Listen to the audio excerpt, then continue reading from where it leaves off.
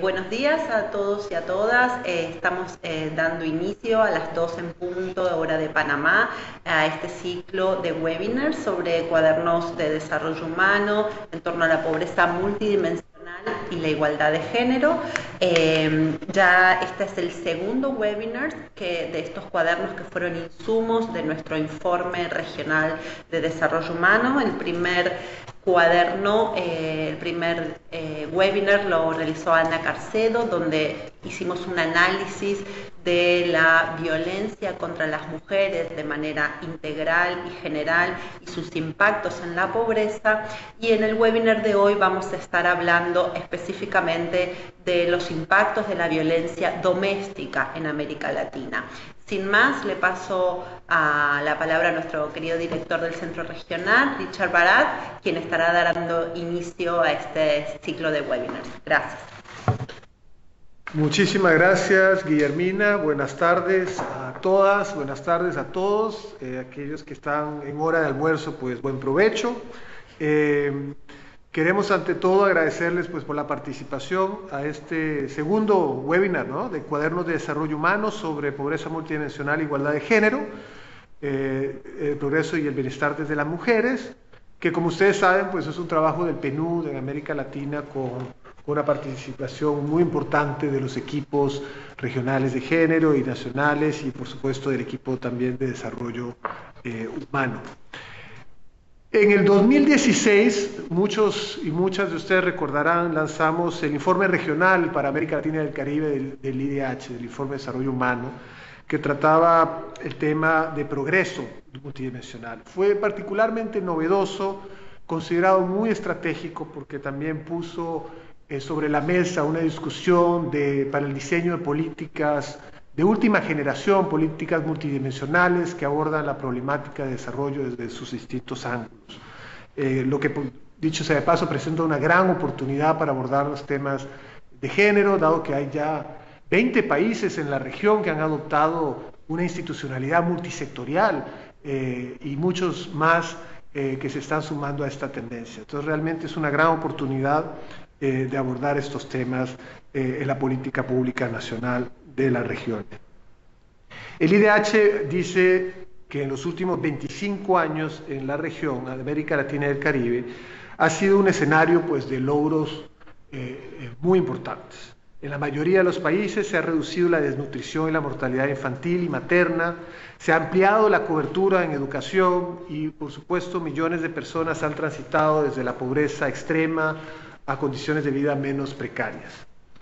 El IDH señala que en América Latina, en particular, desde el 2003 a 2013, 72 millones de personas salieron de la pobreza de ingresos y 94 millones de personas ingresaron a la clase media. Y que casi un 50% de la población experimentó una situación, de alguna forma, una mejoría económica que impulsó procesos de movilidad ascendente en la región. Sin embargo, estos son logros que han sido profundamente desiguales, como todos sabemos. No todos los países han progresado de la misma forma y, bueno, para muchos el progreso ha sido y continúa siendo esquivo. El informe regional señala que la principal amenaza al progreso en la región es la recaída de millones de hogares en la pobreza. 220 millones de personas en condición vulnerable, particularmente frágiles ante distintos tipos de crisis, ya sean climáticas, económicas u otras, y que sufren el riesgo pues, de volver a caer en condiciones de pobreza. Y bueno, siendo por supuesto la mayoría de esta población vulnerable jóvenes y mujeres con una inserción laboral precaria. También el mensaje es muy contundente del informe, que la batería de políticas públicas necesarias para sacar a la gente de la pobreza es muy distinta del grupo de políticas públicas necesarias para mantener a la población fuera de la pobreza. En este marco se decidió, pues, por supuesto, profundizar en un informe de esta naturaleza en el caso de las privaciones ocultas de las mujeres y sus impactos en la reproducción de los ciclos de la pobreza. Se invitó a un conjunto de especialistas que con diferentes miradas y perspectivas nos propusieron reflexionar sobre la desigual inserción laboral de las mujeres, la importancia de la medición del uso del tiempo, los impactos de la violencia contra las mujeres y la ruralidad y sus efectos sobre la pobreza de las mujeres de la región. Los 4 cuadernos aspiran a ser un insumo para la construcción de políticas públicas pertinentes a las particularidades de cada país, a las particularidades de las localidades y las comunidades, y constituyen un complemento necesario a los análisis sobre desarrollo humano, igualdad y progreso multidimensional que se están llevando a cabo. Entonces permite visibilizar la economía en todos sus aspectos, ¿no? Y tener en cuenta las realidades de las mujeres para hacer foco en las dimensiones ocultas del bienestar. Esta tarde vamos a conocer de la mano de Andira Hernández, que Guillermina presentará posteriormente, el cuaderno denominado Comparación de las políticas sobre violencia doméstica en América Latina, penalización, empoderamiento de las víctimas y rehabilitación de agresores. Y posteriormente vamos a escuchar a nuestro querido colega Cristian Salazar, que es coordinador residente del Sistema ONU en El Salvador y representante residente del PNUD en El Salvador y Belice. La experiencia que cuenta el país centroamericano sobre la prevención de la violencia contra las mujeres, la inclusión de la perspectiva de género en las políticas públicas y cómo esto se está llevando a cabo en el marco de la implementación de la Agenda 2030 en el país. Posteriormente haremos una ronda de preguntas para concluir 1 hora y media el webinar. Les recordamos pues que este webinar será grabado y podrán acceder a él y al cuaderno en nuestro portal de PNUD-LAC y en América Latina Genera. Les pedimos entonces que cierren sus micrófonos, los veo toditos cerrados, así que vemos que tenemos un público bien obediente, y si tienen alguna duda pues pueden usar el chat para Jessica Suárez y Guillermina Martín, que les estarán respondiendo. Así que, bueno, muchísimas gracias y sin más preámbulos le pasamos la palabra a Andira Hernández. Bueno, muchísimas gracias, Richard. Antes de pasarle la palabra a Andira, quiero introducir, Andira cuenta su maestría en Ciencias Políticas en la Universidad de Yale, es tutora académica del Colegio Internacional de la Universidad de Sheffield, Inglaterra, y ha sido una consultora nuestra de PNUD, también de ONU Mujeres, en temas de violencia doméstica y desarrollo, presupuestos con perspectivas de género y políticas de violencia doméstica en América Latina. Sin más, Andira, te pasamos la palabra y muchísimas gracias. Muchas gracias a todos. ¿Me escuchan? ¿Me escuchan bien? Perfectamente. Hola. Perfecto. Sí, Bien, perfecto. pues nada. Voy a hacer una breve presentación, solo un resumen de los alcances, de los objetivos y los hallazgos principales del documento, que ya ha sido, el título ya ha sido mencionado. Y quisiera dedicar un poquito más de tiempo a un poco reflexiones sobre, bueno, lo que faltaría por hacer y lo que estos resultados nos indican sobre potencial de lograr erradicar o al menos disminuir la incidencia de violencia doméstica en la región.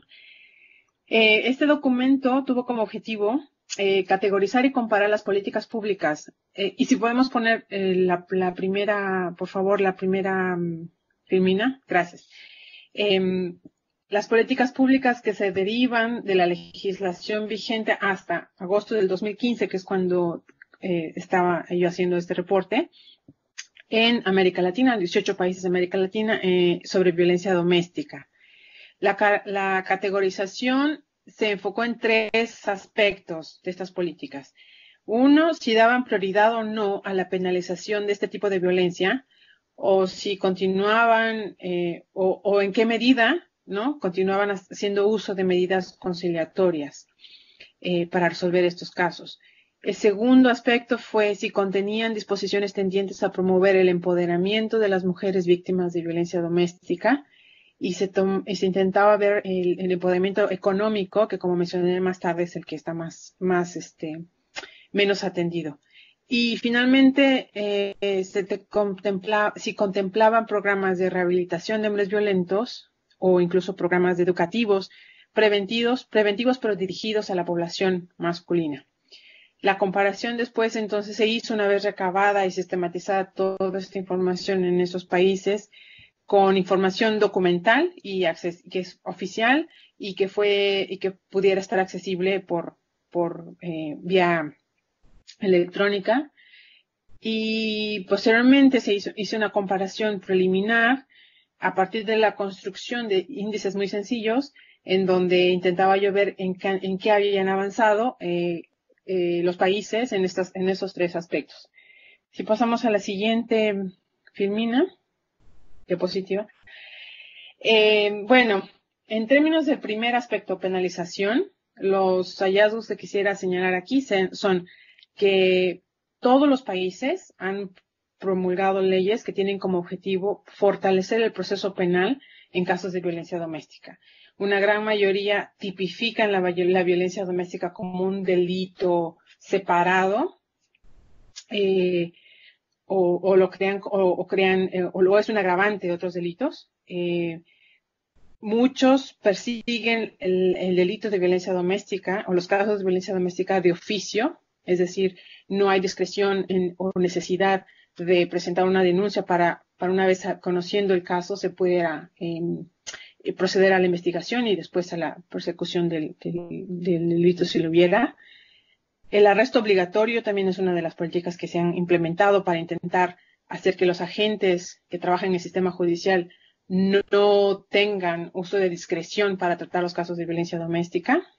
Y otro gran avance o digamos, desarrollo que ha ocurrido en esta área es la creación de unidades especializadas, ya sea de policías, 10 países, fiscalías en 7 países, o tribunales, porque a veces se da en las 3 áreas, tribunales especializados en estos casos. Esto también es una forma de intentar pues adaptar el sistema judicial al caso particular de este tipo de violencia, ¿no? Sin embargo, sigue habiendo una importante cantidad de países que permitían el uso de conciliación o mediación en casos de violencia de manera paralela. Entonces sigue estando esta situación presente. Pasando al siguiente hallazgo. Con el caso de empoderamiento de las víctimas, también hay ciertos avances, al menos en la legislación o en papel, ¿no? En la mayoría de los países de la región, 14 de ellos, se indica y existe evidencia de que hay provisión de servicios públicos especializados para víctimas de violencia doméstica. Generalmente estos servicios son de asesoría legal o psicológica. En solo 4 países no hay evidencia de que haya una provisión pública, ¿no?, por parte del gobierno de atención a víctimas de violencia doméstica, pero hay acceso a estos servicios por la vía de organizaciones no gubernamentales. Hay una tendencia en la región también, lo cual vale la pena recalcar, de implementar un modelo de atención integral. Uno de estos ha sido siguiendo la pauta de lo que se ha hecho en Estados Unidos, de reunir en un solo edificio físicamente todos los servicios de atención a las víctimas de violencia doméstica o de violencia contra las mujeres en general, pero la doméstica es en la que me enfoqué, incluyendo también, además de todos los servicios de empoderamiento, atención médica, psicológica, trabajo social, incluso canalización a refugios, juzgados, agencias judiciales, etcétera. Entonces, se le llaman one-stop models, ¿no? Donde las víctimas no tienen que estar peregrinando por toda una ciudad para conseguir estos servicios. Finalmente, seguimos a la siguiente diapositiva. El tercer hallazgo es el de rehabilitación, en el tema de rehabilitación de agresores. La mayoría de los países sí tienen una legislación donde se dice que debe haber rehabilitación de agresores. Generalmente esta se establece a partir de programas, estos programas se establecen en la mayoría como pena adicional a una condena. Es decir, el agresor, una vez que se establece la condena, como parte de esta pena, es, además de pasar cierto tiempo en prisión, tienen que recibir esta terapia, participar en nuestros programas de terapia. Y pero también se usan en ocasiones antes de iniciar un proceso judicial como una medida de protección. Se les canaliza estos programas a los presuntos agresores. Los programas educativos, por otro lado, son iniciativas que generalmente son previstos por organizaciones no gubernamentales, son, la verdad, de alcance muy local y han durado muy poco. Los más exitosos incluso. La siguiente, por favor. Para concluir, al hacer después la comparación de cómo habían avanzado los países en estas tres dimensiones a través de unos índices que están explicados en el documento, las conclusiones generales serían, bueno, hay una respuesta dominante en la región de penalizar la violencia doméstica, es decir, de criminalizarla. Hay avances también importantes, aunque con más variación, ¿no?, entre los países, de proveer servicios a mujeres víctimas de violencia y con una tendencia hacia hacer un modelo integral de atención. El área que está más descuidada, digamos, ¿no?, en la legislación es la rehabilitación de agresores y las iniciativas de educación a la población masculina en general como prevención de la violencia. Finalmente, creo que es uno de los hallazgos importantes o conclusiones del documento es que no hay una clara correlación entre el nivel de progreso en un país, de intervención en una área y otra. Es decir, hay países donde hay altos índices de penalización que se han hecho un gran avance en incorporar este problema y darle respuesta por la vía judicial, pero al mismo tiempo todavía hay rezagos en empoderar a víctimas o rehabilitar a agresores y viceversa. Puede haber avances muy importantes en empoderamiento o incluso en rehabilitación, casos exitosos, pero no van acompañados de, por ejemplo, un fuerte avance en el área de judicial. Para terminar, quería yo quizás ir un poquito más allá del documento. Entonces, si pasamos a la siguiente diapositiva, quería yo presentarles algunas reflexiones de este documento. Bueno, en primero, una nota que creo que es evidente en el documento, que no era el objetivo del documento, pero es importante mencionar. No se buscó, incluso tampoco hay mucha evidencia sistemática, pero tampoco se hizo el esfuerzo de intentar buscar evidencia de ver en qué medida todas estas políticas se han implementado, en qué, ¿no?, por ejemplo, presupuestos, la cobertura, la continuidad de los programas y el impacto de estas medidas, es decir, qué tanto han tenido un impacto, si hubiera posibilidad de ver las tasas de incidencia de violencia. Segundo aspecto es que si bien la apuesta por la criminalización puede verse como un éxito en las demandas del movimiento feminista, que por mucho tiempo han dicho no debe haber cero tolerancia a este problema, ¿no? Y que el Estado y la sociedad deben mandar un mensaje muy claro de que no es una conducta que se debe tolerar. Por otro lado, la respuesta se hace en un momento donde hay una importante crisis del sistema judicial en la región y entonces la implementación de estas políticas forman parte se vuelven ahora un problema adicional a la tasa de respuesta o la eficiencia judicial de los tribunales, no la sobrepoblación de cárceles, la desconfianza en la justicia, etcétera. Muchos de estos problemas, pues a esto se aúna resolver un problema que es de por sí ya complejo también, ¿no?, de atender. Es importante también señalar que el empoderamiento económico de las mujeres es una de las áreas más desatendidas.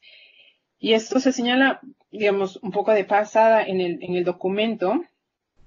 Hay un cuadro donde sí se intenta destacar los pocos casos donde hay evidencia de que se intenta, por ejemplo, proveer una fuente de ingreso a las mujeres que decidan salir de una relación de violencia. Pero es muy importante señalar esto porque sin alternativas reales,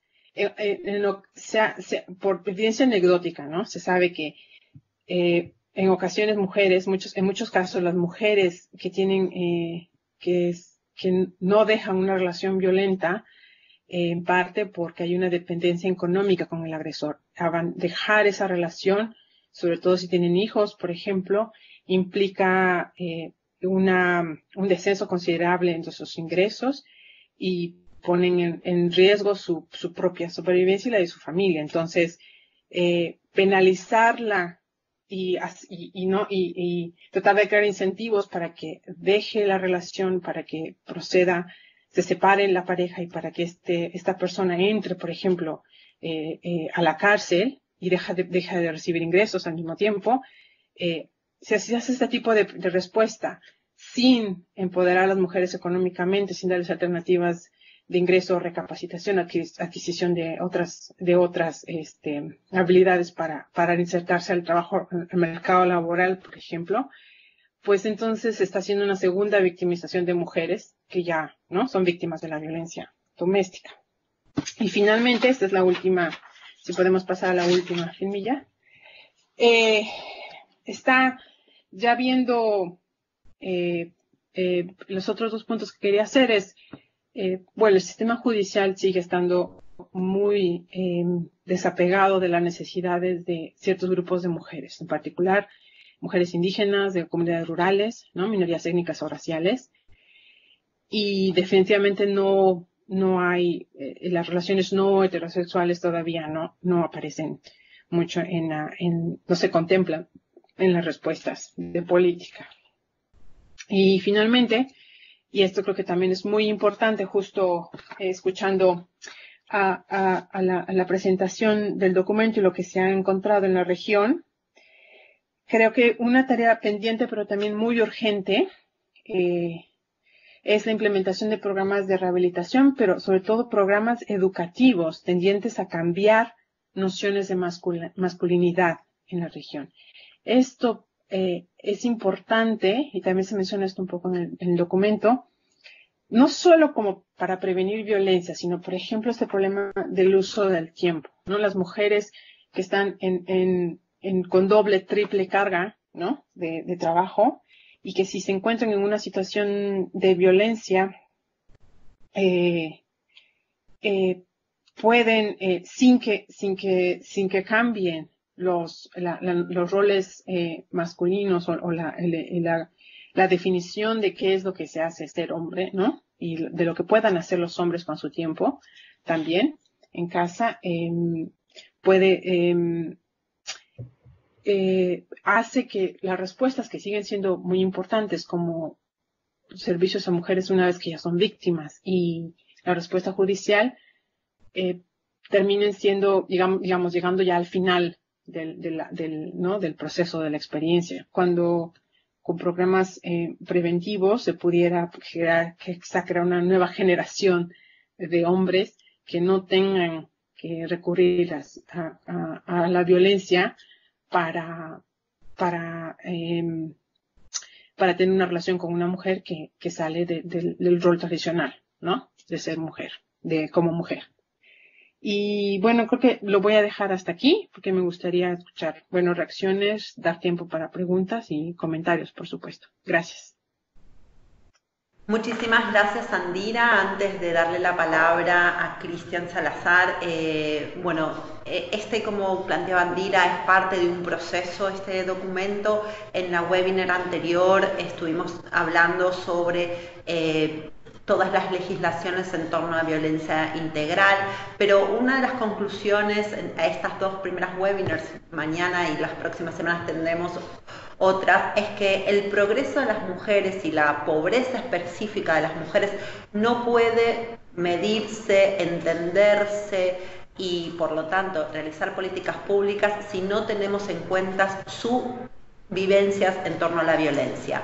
Tanto como vimos en el anterior webinar, es la violencia no solamente en términos domésticos, sino en la vía pública y lo que se denomina violencia, si se quiere, estatal, en marco de la CEDAW, como específicamente como vemos aquí en el caso que responde a la violencia particular doméstica. El PNUD y todo el sistema de Naciones Unidas está haciendo esfuerzos con diferentes programas y proyectos para dar acompañamiento a los países en torno a esto. Por esta razón vamos a compartir la experiencia de El Salvador, un país que durante muchos años el sistema de Naciones Unidas está apoyando para esta respuesta integral a la violencia, a una respuesta multidimensional de los factores asociados a la pobreza y la violencia. Entonces le pasamos la palabra a Cristian y a todo su equipo que sabemos que está ahí en El Salvador. Ansiosos de escucharlos y escucharlas, y una vez finalizada la experiencia salvadoreña vamos a estar abriendo a preguntas. Les aconsejo, por favor, si quieren hacer preguntas pueden escribirla al chat, con Jessica vamos a estar retomándolas. Muchísimas gracias. Aló, muy buenas tardes a todas y todos. ¿Me pueden escuchar bien?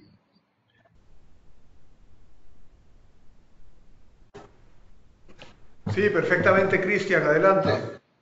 Bueno, muchas gracias. Para mí realmente es algo muy especial y me siento muy feliz y honrado que me invitaron a comentar este cuaderno, tanto por razones profesionales como personales incluso. Profesionales, obviamente, los niveles de violencia contra la mujer en El Salvador, pero también en los países vecinos, es tan alto que, de hecho, el trabajo para minimizar, para disminuir la violencia en general y sobre todo la violencia con las mujeres es una prioridad de nuestro trabajo. Pero también en lo personal, porque el tema de la violencia contra la mujer, por último, fue lo que me llevó acá y también al PNUD y a la Coordinación Residente. Hace más de una década trabajé para UNICEF en un país del Medio Oriente y en ese entonces el Día Internacional de la Mujer se dedicó al tema de la violencia contra la mujer. Entonces el UNCT con el liderazgo del PNUD estaba planificando un evento público sobre el tema y en la planificación 3 días antes las organizaciones de mujeres salieron a las calles para reivindicar sus derechos y básicamente les fueron tomadas presas todas. Y entonces surgió el tema que hacemos como PNUD y que hacemos como sistema ante esa situación. Digamos, el día siguiente había como un gran acto y pues el día anterior se toman presas todas las mujeres, las representantes del movimiento de mujeres. Y fue el coordinador residente y el representante del PNUD que en ese entonces decidió, aunque no había consenso en el equipo de país, de sacar un comunicado pidiendo la liberación de esas mujeres y reivindicando sus derechos. Y eso para mí fue realmente como el momento que dije, bueno, es muy importante y que el PNUD y el coordinador residente en esta doble función tenga ese valor y levante la voz y fue un ejemplo para mí a seguirlo. Y por eso ese tema de la violencia contra la mujer realmente lo siento muy profundamente. Quiero empezar un poco con algunos comentarios sobre el cuaderno. Creo que es un excelente trabajo realmente. Nos va a servir mucho acá en los países. Porque nos trae los datos comparativos que hay, muestra también las carencias que tenemos en datos, trata un análisis integral de lo legal, de lo político, económico, social, y también este esfuerzo que hay sobre el tema de la mujer indígena, creo que es muy valioso también.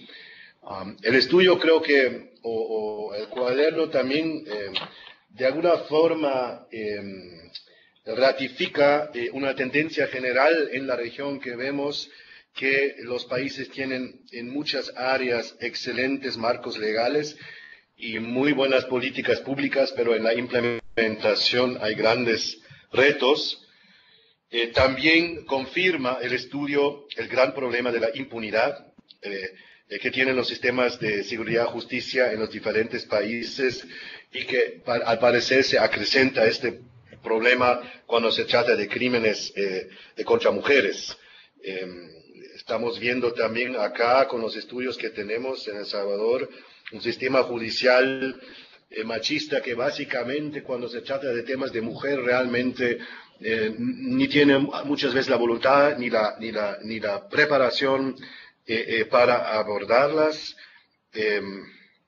Y creo que hay de nuestro trabajo acá una conclusión importante es que hay que apoyar a las mujeres mismas en los organismos de justicia, de fiscalía y la policía y otras instancias para, digamos, cambiar también las cosas por adentro.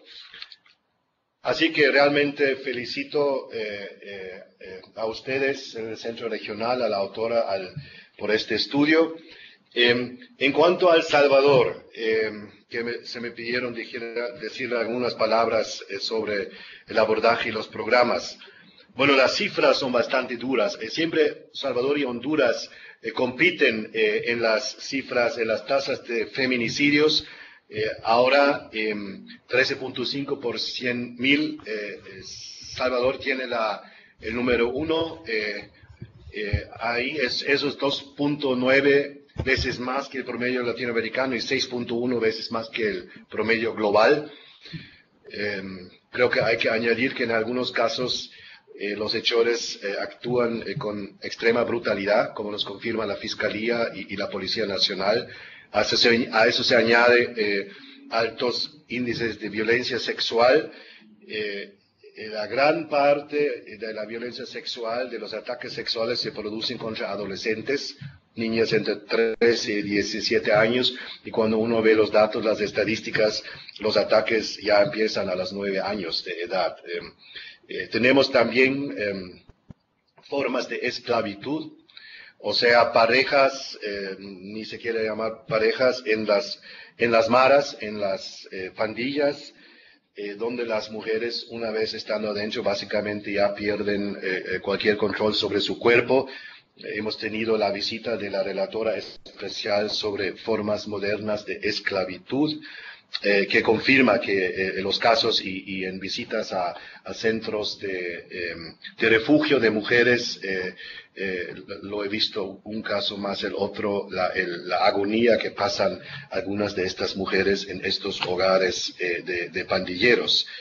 También, como ustedes saben, El Salvador es uno de los pocos países en el mundo donde existe una absoluta prohibición del aborto, incluso no hay ninguna excepción, incluso si en casos cuando el feto no es viable, cuando la mujer se pueda morir durante el parto, y las penas de 30 años para mujeres que han tenido partos fallidos, por ejemplo, y hay muchas mujeres en la cárcel por eso. O sea, es todo un clima acá, diría yo, alrededor de la violencia, no solo intrafamiliar, sino social, que es tremendo, de hecho. O sea, al mismo tiempo, cuando hay mucha sombra, también hay fuerte luz, porque el tema está reconocido. O sea, hablamos sobre el tema, se está tomando medidas en diferentes áreas, y no voy a ir mucho en detalle, pero digamos, eso empieza con tener los buenos datos, el análisis.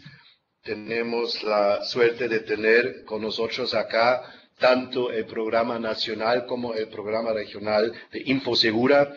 Es un programa del PNUD que analiza los datos de violencia, incluyendo los datos de violencia contra la mujer, y es una fuente riquísima de información válida, de muy buen análisis.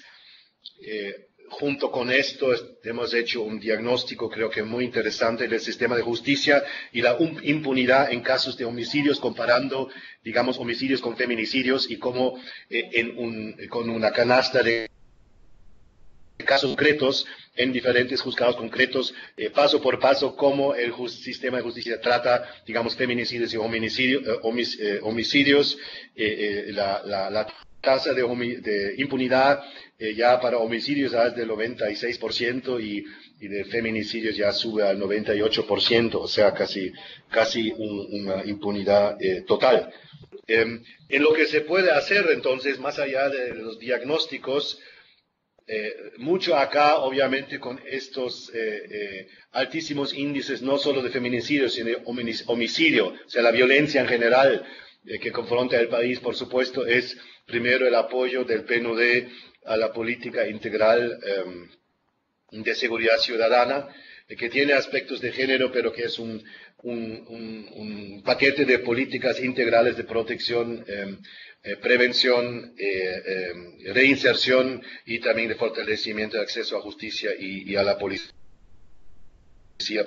territorial. O sea, dentro de este marco, que es realmente un marco que el PNUD ha hecho un trabajo muy importante, nutriéndose también de los estudios y de los trabajos y análisis que el PNUD ha hecho en la última década y más allá. O sea, hay también, creo que, el trabajo del centro regional y el trabajo intelectual, conceptual que el PNUD hace, como con este cuaderno, en estas áreas de violencia, es realmente sumamente importante, porque estos problemas obviamente no se pueden abordar solamente en un programa de país o en algunos años, sino debe ser un esfuerzo institucional en todos los ámbitos que nos va a ayudar aquí a cambiar la situación.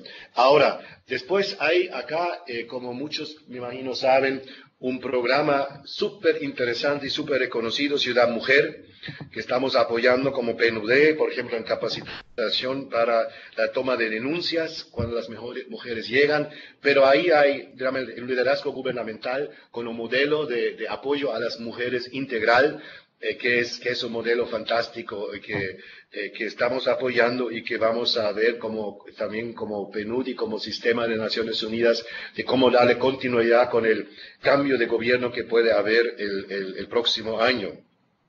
Entonces, ahí en cuanto a servicios integrales, creo, es también un tema importante y la inversión de digamos, territorializar estos servicios locales que tienen que estar cerca de la gente, sobre todo en el campo, donde el acceso para las mujeres a tales servicios es aún más difícil.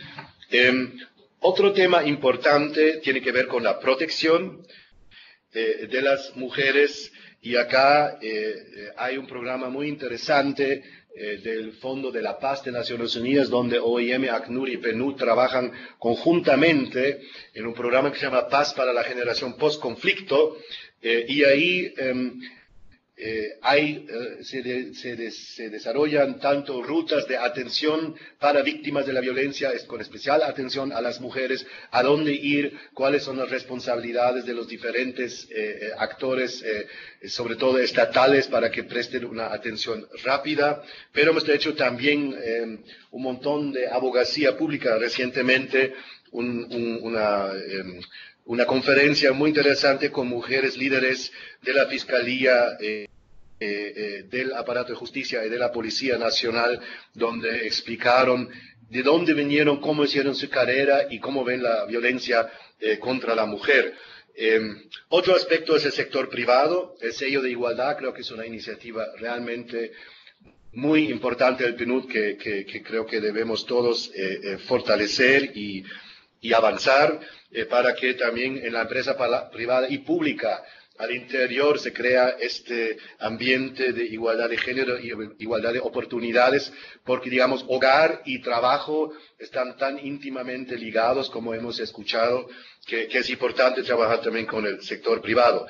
Bueno, yo podría seguir bastante más. Voy a mencionar dos cosas brevemente. El tema de la abogacía, eso no lo vi, no sé si se me escapó en las recomendaciones, las conclusiones, porque en algún momento acá, sobre todo en la región, la palabra del PNUD cuenta. Entonces, sobre temas de violencia, acá temas de despenalización del aborto, estos son temas muy complicados, muy sensibles.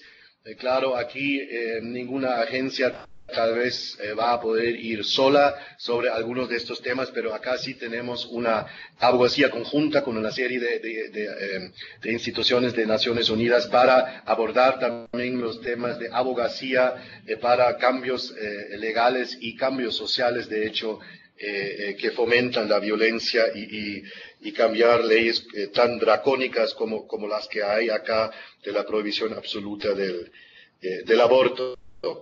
La gran oportunidad ahora es el Gender Spotlight. Eso no está en toda la región. Es el programa de Naciones Unidas y la Unión Europea con la inversión más grande de la Unión Europea en su historia en el ámbito de género. Y es un programa que está en planificación ahora. Es un programa interagencial. El PNUD tiene ahí un rol importante, pero ahí está también ONU Mujeres, UNICEF y UNFPA en un primer círculo, y en segundo círculo la PAHO, OMS, UNODC, UNAIDS, UNESCO, el Alto Comisionado de Derechos Humanos, o sea, todo un círculo de agencias que se juntan con gobierno, sociedad civil y comunidad internacional para abordar ya en forma conjunta esta temática que estoy describiendo. Y tal como lo veo, y con eso termino, lo importante de este programa para mí no solo va a ser fortalecer la capacidad de la investigación penal de los feminicidios y también de los servicios de salud ginecológica y mental, sino también la abogacía, la creación de movimiento para los derechos de la mujer, porque una sociedad que tiene un nivel de feminicidios y violaciones sexuales tan alto como El Salvador, es más o menos claro que es la punta del iceberg de un desprecio muy profundo de la mujer, y entonces esto se cambia con movimientos. Con eso paro y agradezco la oportunidad de haber dado mis comentarios y las experiencias del equipo acá del Salvador en este tema. Gracias. Excelente, Cristian. Muchísimas gracias a ti y a todo el equipo del PNUD y del Sistema de Naciones Unidas en El Salvador. Abrimos ahora, como acordamos, a una ronda de preguntas. Pueden o solicitar el micrófono o escribir sus preguntas en el chat. Vamos a estar recibiendo preguntas tanto para Andira como para el equipo en El Salvador.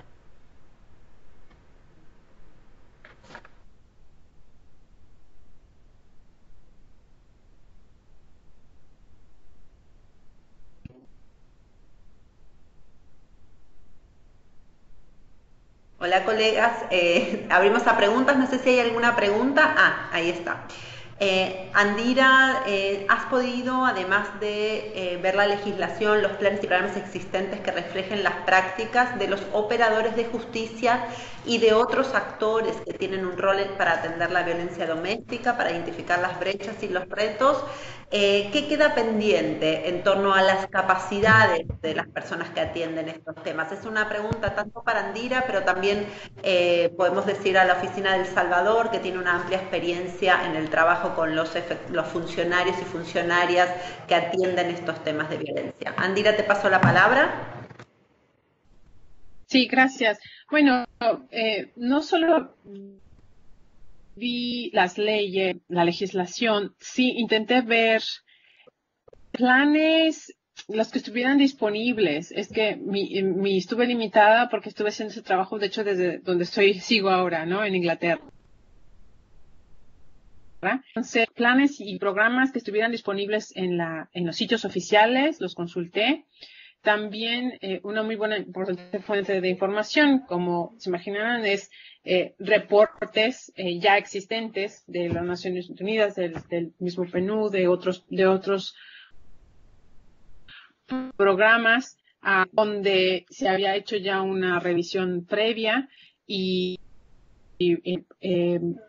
reportes que los mismos gobiernos hacen a las organizaciones internacionales. Entonces, en ese sentido, los gobiernos, al informar su propio trabajo, recurrían a más fuentes que la legislación. Pero respecto a las operadores de justicia, no pude, eran demasiados países y era muy poco pero tengo una experiencia, no sé si después da tiempo, puedo hablar un poco de un proyecto en el que participé, donde sí hubo entrevistas directas a ministerios públicos en México, a nivel estatal, donde intentamos llegar a tener los testimonios de Perdón, las Andina, agencias por que favor. tienen que contacto. Perdón, Sí. pedimos que cierren los micrófonos, Sí. hay mucho ruido, muchas gracias. No está mal. Si quieres que te diga que se vea mal, no está mal. Pues ya, eso un poco en corto. Entonces, había otras fuentes, además de la legislación, pero la mayoría de documentos oficiales. Y lo otro, no obtuve información de los operadores directamente o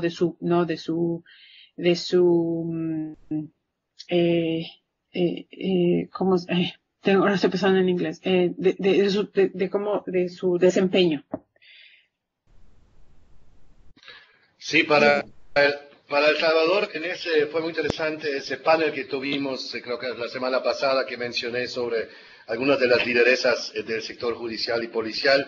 Y básicamente, en resumen, dijeron, bueno, en lo operativo la mujer sí, en las decisiones, en las instituciones la mujer no. O sea, un poco un problema similar, pero obviamente también en policía, más acentuado en fuerza de seguridad, que las mujeres tienen mucha más dificultad de subir en los rangos. La fiscalía ya tiene la mitad de funcionarias mujeres y entonces sí hay un movimiento, pero como en todas las instituciones o organizaciones, cuando uno sube más, menos posibilidades hay. Creo que lo interesante aquí para nuestro trabajo es en El Salvador la relación con la decisión 1325 sobre mujer y seguridad, que aquí no lo vemos solo como el tema de misiones de paz o algo así, y como aquí paz y desarrollo todavía, o sea, el tema de paz es muy fuerte. Esa decisión de 1325 que no solo habla de la mujer como de protección y víctima, sino también de empoderamiento en decisiones que afectan la seguridad de los países. Y esto es una herramienta para nosotros fuerte para el empoderamiento de las mujeres, para que suban la escalera, digamos, jerárquica en las instituciones. Y el segundo breve comentario, lo que también va a ayudar, creo, es que se está creando ahora todo como un sistema institucional especializado ante toda esta violencia contra la mujer, con juzgados especiales y con servicios de la policía especiales. Y ahí también creo esto va a ayudar mucho también a fortalecer, digamos, la actitud del sector judicial o de la institución judicial y de seguridad frente a las mujeres. Muchísimas gracias. La segunda pregunta, ya que nos hace la colega Carmen, plantea tanto a Andira como a Cristian, es cómo podemos fortalecer los programas de educación, sobre todo a niños y jóvenes, para cambiar actitudes, prácticas dañinas hacia las mujeres, que ayuden a redefinir roles tradicionales entre hombres y mujeres. ¿Y por qué no invertimos o apoyamos y apoyamos como Sistema de Naciones Unidas más en un abordaje preventivo y educativo en torno, digamos, a todo lo que estamos trabajando en normas sociales? Después, en una segunda pregunta, vamos a responder esa pregunta y después entramos en la segunda. ¿Sí? Andira, sí. Sí, claro. Bueno, la verdad, no tengo mucha experiencia, creo, por la revisión que yo hice de los programas de terapia, creo que, pues si bien tenían el objetivo de intentar reeducar, digamos, a hombres adultos que hubieran cometido violencia, y que creo que es un trabajo importante, ¿no? Que hombres, a pesar de haber sido agresores, digan, renunciamos a esta violencia, intentamos replantearnos esta violencia. Esos eran grupos de terapia de grupo, pero ya personas adultas, ¿no? En la mayoría. También otros programas educativos también eran voluntarios y había siempre una cierta pasado de haber sido ya violentos o de tener ya una edad adulta, en parte quizá porque estaban, ¿no? Por cuestiones quizá también éticas y legales. Creo que quizá donde se tiene que empezar es en las escuelas, ¿no? Y con los profesores y hacer programas en donde los niños tengan roles o modelos, ¿no? De hombres que muestren afecto, que puedan hablar ¿no? Incluso de que se puedan hacer clases, cosas muy sencillas como clases, cuando se hacen las clases, las actividades en la secundaria y tal, que las niñas son las que hacen costura y los niños hacen carpintería, bueno, hacer un esfuerzo explícito de que haya también niños haciendo cocina y motivar a las niñas que hagan carpintería, ¿me entiendes? O sea, cambiar desde muy temprano esta idea de que solo hombres hacen ciertas cosas y solo mujeres hacen ciertas cosas. No lo sé, esa es mi pequeña reflexión al tema. Gracias, Andira. Antes de pasar a Cristian, bueno, recordarles que también el Sistema de Naciones Unidas y todo está en el proceso de apoyo con lo que son las leyes de educación sexual integral, y ahí está todo el tema de estereotipos en educación primaria y secundaria.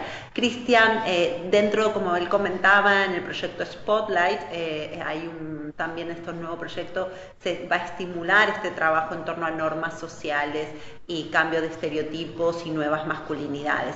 En este sentido, Cristian, te paso la palabra. Muchas gracias. Brevemente, no es cierto, esto es todo un pilar en el Gender Spotlight. Creo que ahí es importante ver el valor agregado de cada agencia. Creo que el valor agregado del PNUD es el trabajo upstream, o sea, el peso de la organización en los cambios políticos, los cambios institucionales, ahí tiene su fuerte. Las normas sociales, sé que UNICEF o UNFPA, otras organizaciones que también trabajan más a nivel local es importante, más de la escuela, ciertamente las relaciones en la familia son importantes, porque ahí la forma como hombre y mujer se tratan, como hombres y hombres se tratan, como padres tratan a los niños, todo está ahí relacionado con, digamos, formas autoritarias,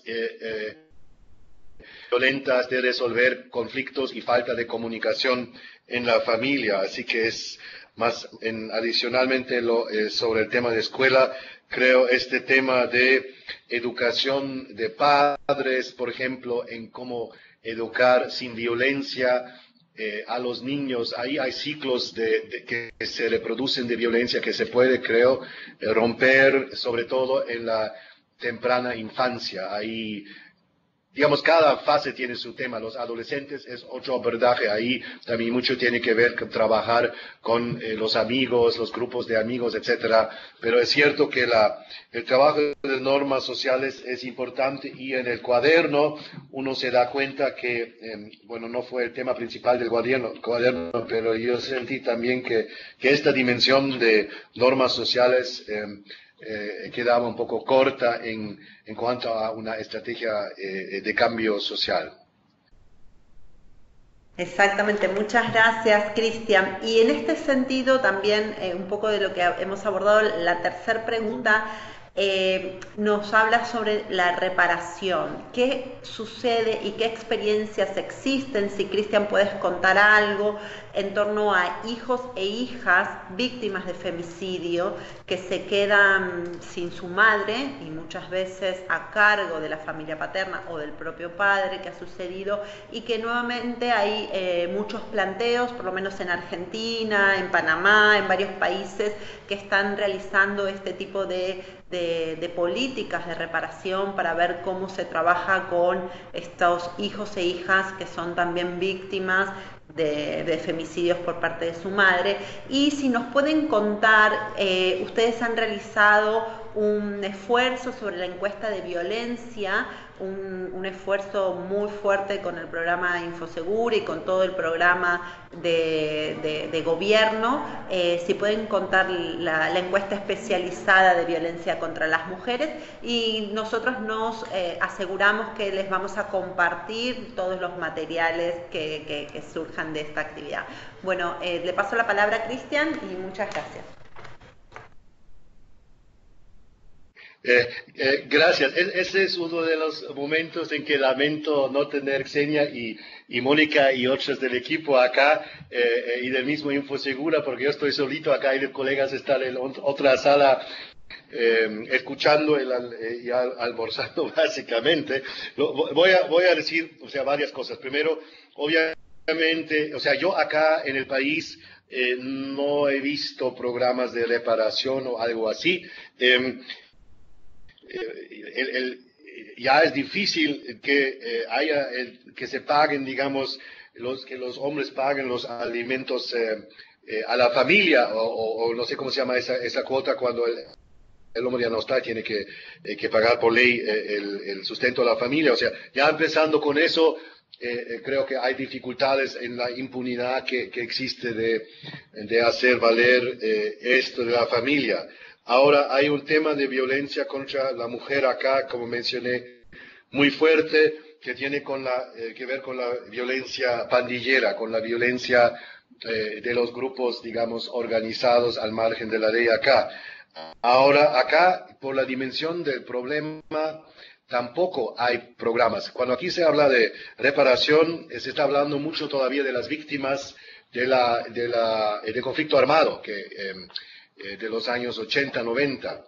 Entonces, eso ahí es el tema que cuando uno dice reparación o restauración, allá llegó mi querida colega, pero yo creo que, voy a pasar a Xenia, que aquí es realmente la asesora de género que lleva muchos de estos temas en el equipo, pero con nosotros creo que todos aquí trabajamos juntos, eso es lo lindo, ella no trabaja aisladamente, sino el tema de la violencia de pandillas en estas dimensiones. Creo que es un tema que merece un trabajo incluso legal y normativo innovador, porque si se quiere realmente rehacer familias y mujeres que han sufrido estas dimensiones con un sistema judicial que básicamente no tiene la capacidad ahora de impartir justicia para todos los casos, entonces hay que pensar en una justicia transicional. Este es un tema muy sensible, una justicia transicional en situaciones de, digamos, un crimen amplio, pero ciertamente si hablamos serio en situaciones como las tenemos acá, hay que buscar nuevas formas de justicia, y también esto significa nuevas formas de resarcimiento y de reparación de daños para las mujeres. Ahí interesante para mí la jurisprudencia de la Corte Interamericana sobre la due diligence, la diligencia, ¿cómo se dice? De la debida diligencia del Estado cuando hay un problema grande de protección. ¿Ha hecho el Estado suficiente para proteger o no? Ahí hay muchos temas sobre la mesa que ciertamente sería muy interesante trabajarlo con el PNUD y OHCHR, o ACNUD y ACNUR y otros que entran en estos temas de definir los marcos legales internacionales para temas como este. Paso a Xenia, porque sí, sobre la reparación tal vez, como yo, eso sí realmente no sé mucho si se hace algo acá. Quizás comentar que actualmente la nueva jurisdicción especializada de violencia contra las mujeres, que inició su funcionamiento a mediados del año recién pasado, a nivel nacional, se ha incorporado hasta el momento algún tipo de reparación civil únicamente. Sin embargo, se está trabajando en un anteproyecto de ley complementario para habilitar, bajo los estándares de derechos humanos, una reparación en su totalidad, o restitutio in integrum, como le llaman el Sistema Interamericano de Protección a Derechos Humanos. Y esto retomando los estándares establecidos desde el caso Campo Algodonero y otros más que ha tenido el Sistema Interamericano de Protección de Derechos Humanos. En ese sentido, la Asamblea Legislativa en la actual, la legislatura que concluye este mes, tenía ese tema como un tema en estudio, y la idea es continuarlo profundizando en la próxima legislatura.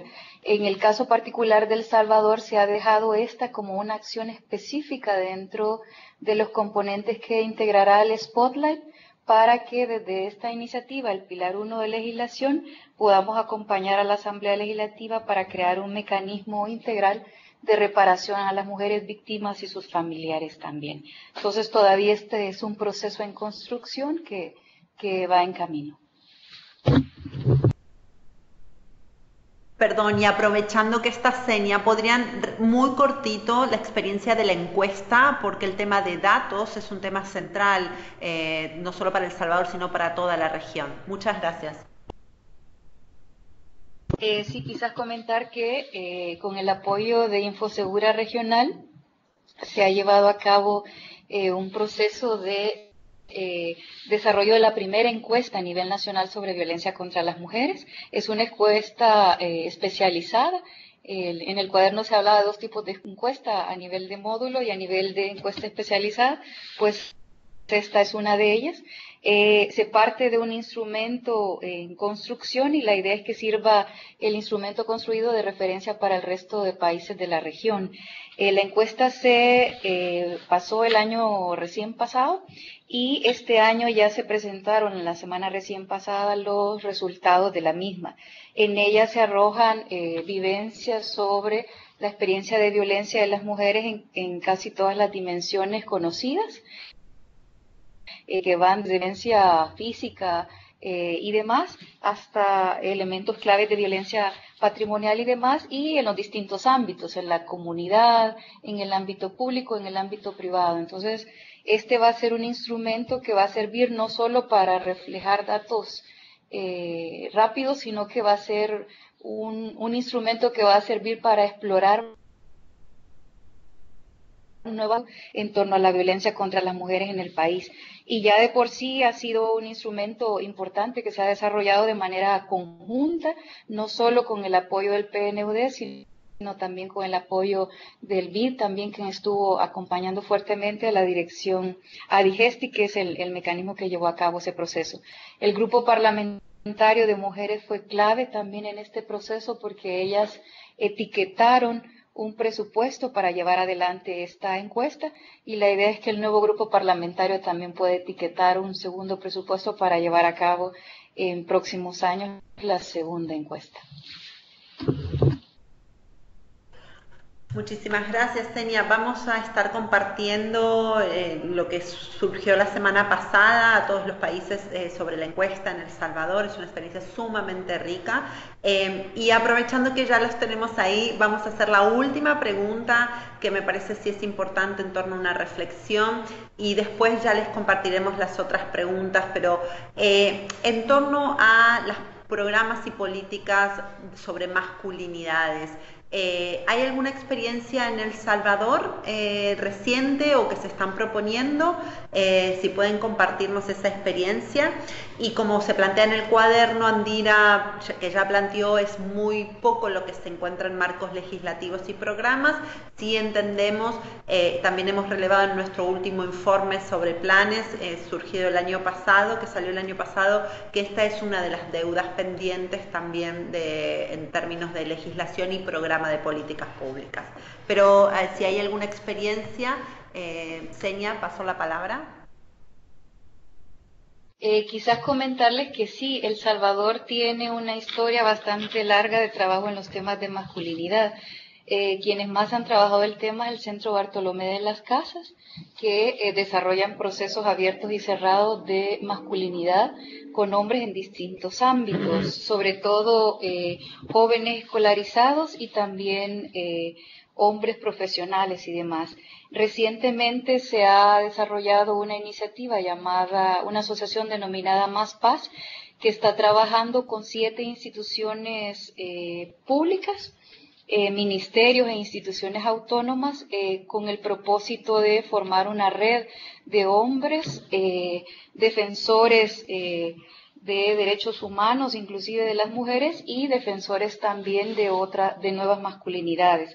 Este grupo ha creado y está desarrollando metodologías que están sirviendo al sector de justicia para el trabajo con agresores.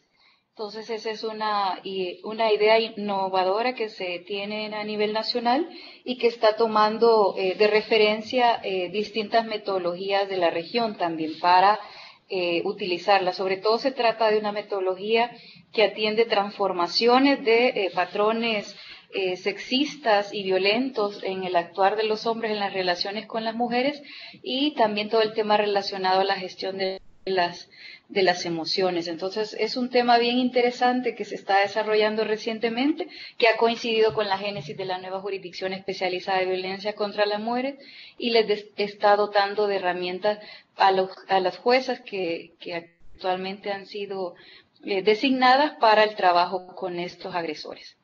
Esperamos próximamente puedan contar con alguna evaluación que nos dé cuenta también de la efectividad de estos programas.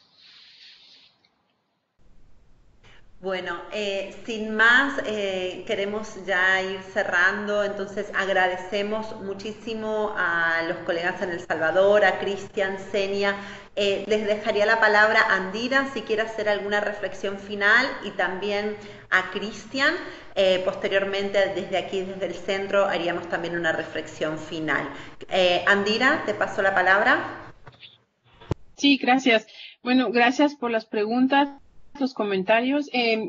Quisiera, referirles al documento. Hay un cuadro en el documento donde yo hice una lista de los programas de terapia grupal para hombres que estuviera en la región, y hay muchos más. O sea, si buscas en internet al principio aparecen muchos más, pero yo intenté hacer filtrarlos, buscando programas que cumplieran con unos ciertos criterios mínimos, que se tratase de programas que trabajen directamente con hombres en terapia grupal, o sea, que sean comparables, ¿no? En términos de terapia que hacen, que hubiera evidencia que hubieran sido sometidos a algún tipo de evaluación de impacto y que el resultado de esa evaluación fuese positivo, es decir, que hubiera evidencia que diga que ese programa iba a ser eficaz o ya era eficaz y con potencial para lograr cambios de actitudes de género en los participantes. Y sí, efectivamente, tengo a El Salvador, el grupo Centro Bartolomé de las Casas, que desde 2007 tiene esta escuela equinoccio de programa de masculinidades. Entonces, me parece que es una especie de lo que acaban de decir de El Salvador, que un poco sustenta, ¿no?, lo que yo encontré simplemente viendo este tipo de documentación. Entonces, pues bueno, referirlos a este cuadro, es el cuadro 18 en el documento, donde se pueden ver algunos programas. Y bueno, que no es también un poco en este tema que creo que despertó mucho interés.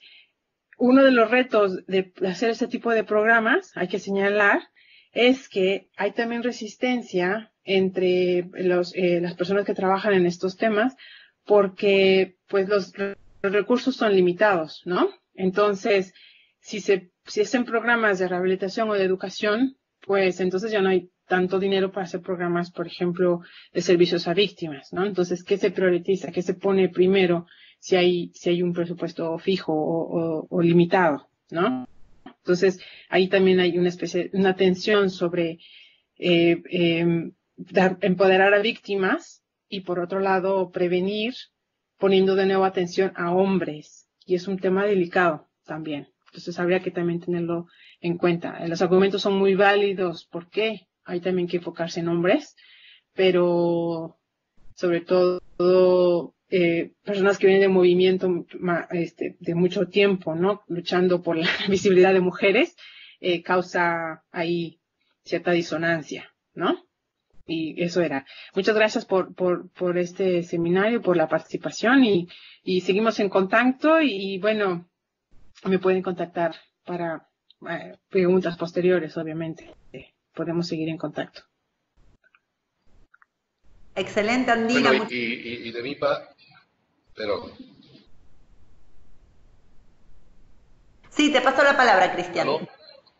No, gracias. Bueno, yo solo también agradeciendo de nuevo, gracias por el estudio, gracias por la oportunidad también de participar en este webinar. Digamos, problemas de esta índole, el PNUD ni ninguna organización la puede resolver sola. Y entonces, creo que hay algunas oportunidades muy grandes ahora con la reforma de Naciones Unidas, y no lo digo desde una perspectiva, digamos, burocrática, pero con la Agenda 2030, por la primera vez, el tema de violencia entró como un tema de desarrollo. O sea, los ODS que ustedes conocen, 5, 16 y lo demás. Eso es algo muy importante porque la agenda tiene aceptación en todo el sistema y con los gobiernos. Ahí tenemos un punto muy importante de juntarnos que creo que se puede ampliar mucho. Las misiones MAPS, aquí hemos tenido el tema de violencia como uno de los temas principales y entonces logramos que esto se vuelva un tema transversal de los aceleradores de la misión MAPS.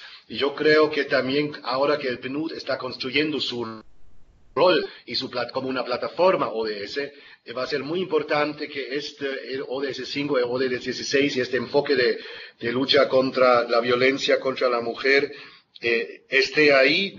Y esto me lleva a un tercer entry point, punto de entrada, es el New Way of Working. No lo hemos discutido. Pero yo acá, las situaciones son bien diferentes en cuanto a la agudez del problema, digamos, pero la región sí está mal en eso. Así que ahí yo creo el upstream está muy importante y los cambios sociales, pero hay necesidad de fortalecer los servicios desde un aspecto humanitario, o sea, refugios, servicios de protección, servicios legales, servicios de digamos, médicos rápidos. Ahí yo creo que del New Way of Working, trabajar conjuntamente con los conceptos humanitarios también nos puede ayudar a mejorar nuestros programas. Así que para cerrar, solo decir que aquí con Seña, Mónica que está ahí también y todos acá en El Salvador, puedo decir, tienen un equipo que realmente prioriza la violencia contra la mujer y va a seguir siendo un tema principal para nosotros, donde vamos a poner fuerza, plata, amor, dedicación y también vamos a tomar riesgos cuando toca asumir posiciones que no son populares en un país que es tan conservador en muchos aspectos como El Salvador. Gracias. Muchas gracias. Bueno, fantástico. Bueno, antes que nada y con ese magnífico cierre de parte de Cristian, quería simplemente pues agradecer a Andira muchísimo por su contribución intelectual y su participación en este webinar, a todos estos esfuerzos que estamos impulsando desde el PNUD.